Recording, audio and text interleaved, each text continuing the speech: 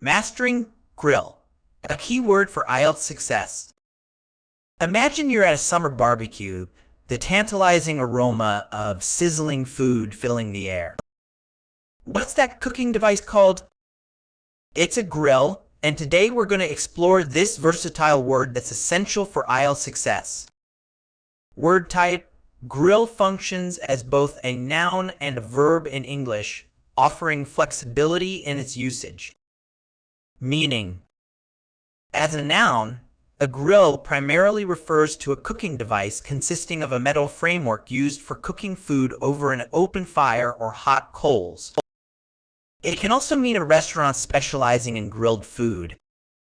In British English, it may refer to what Americans call a broiler, the part of an oven used for browning food from above. As a verb, to grill means to cook food on a grill. However, it has a figurative meaning too, to question someone intensively or relentlessly, as if subjecting them to intense heat. Word history: the word grill has an interesting etymology. It comes from the French word grille, meaning a grating or lattice, which in turn derives from the Latin cruticula, a diminutive of cratus, meaning wickerwork or hurdle. The cooking sense emerged in the 17th century, while the interrogation meaning appeared in the 20th century.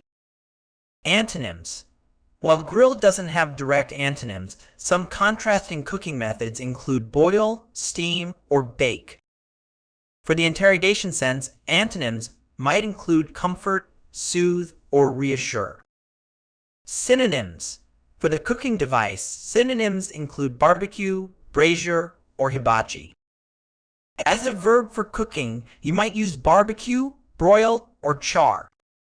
For intense questioning, synonyms include interrogate, cross-examine, or probe.